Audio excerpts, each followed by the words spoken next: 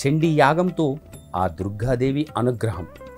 దుర్గాదేవి యాగం చేసిన, చూసిన, హోమగుండానికి భక్తితో నమస్కరించిన విశేష ఫలం దక్కుతుంది.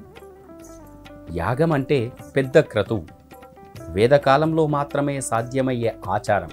కానీ యుగానికి వచ్చే ఫలితం దృష్ట్యా ఇప్పటికీ కొందరు భక్తులు ఎన్ని వ్యయ ప్రయాసాలకు ఓర్చి కూడా యాగం చేయాలని సంకల్పిస్తూ ఉంటారు.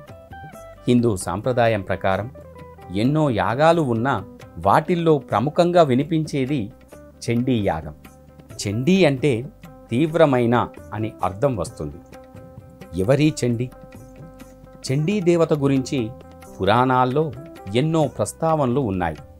పూర్వం శుంభ నిశంభులు అనే రాక్షసులను సంహరించేందుకు అమ్మవారు చండీ అవతారాన్ని ధరించిందంట. చండీదేవి తన శౌర్యంతో ఆ శుంభ నిశంభులనే రాక్షసులను కాకుండా వారి సేనాధిపతులైన చండముండాసురులను కూడా సంహరించిందని చెబుతారు. చండీదేవి, ఆమె తేజోరూపమైన చాముండీదేవి వెలిసిన ఆలయాలు దేశంలో అనేకం ఉన్నాయి. అంతేకాదు, గ్రామదేవతగా, కులదేవతగా కూడా ఆ చండీదేవికి విశేషమైన ప్రాధాన్యత కలిగి ఉంది. సప్తమాతృకల్లో ఒకరుగా, 64 తాంత్రిక దేవతల్లో ముఖ్యురాలిగా, తంత్ర విద్యల్లో కూడా చాముండేశ్వరిది ఒక ప్రత్యేక స్థానం. వ్యాసమహర్షి రచించిన మార్కండేయ పురాణంలో దుర్గాదేవిని స్తుతిస్తూ సాగే 700 శ్లోకాల స్తుతిని దుర్గా సప్తశతి అంటారు. దీనికే చండీ సప్తశతి అని కూడా పేరు ఉంది. హోమగుండంలో అగ్ని ప్రతిష్టను గావించి ఈ దుర్గా సప్తశతి మంత్రాలను జపించడం వల్ల చండీ యాగం సాగుతూ ఉంటుంది. చండీదేవికి ప్రీతిపాత్రమైన నవాక్షరి వంటి మంత్రాలను కూడా ఈ సందర్భంగా ఋత్వికులు జపిస్తారు.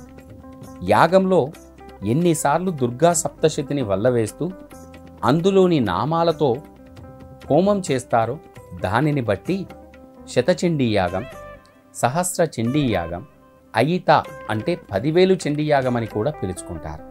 పూర్వం రాజులు రాజ్యం సుభిక్షంగా ఉండాలని, ప్రజలంతా ఆయురారోగ్యాలు ఐశ్వర్యాలతో జీవించాలని, ఆపదలు తొలగిపోవాలని, శత్రువులపై విజయం సాధించాలని ఈ చండీ యాగం చేసేవారు.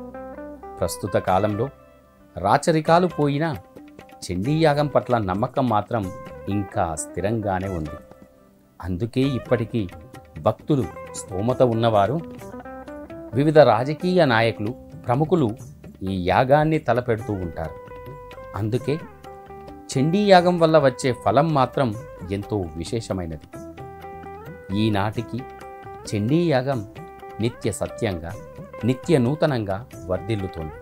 పురాణం వచనం ప్రకారం చండీ యాగాన్ని చేయించుకోలేకపోయినా, చండీ యాగాన్ని చూసిన, హోమగుండానికి నమస్కరించిన, ఆ హోమ విభూదిని నుదుటున ధరించిన భక్తులందరికీ కూడా విశేషమైన ఫలం లభిస్తుందని మన పురాణాలు చెబుతున్నాయి.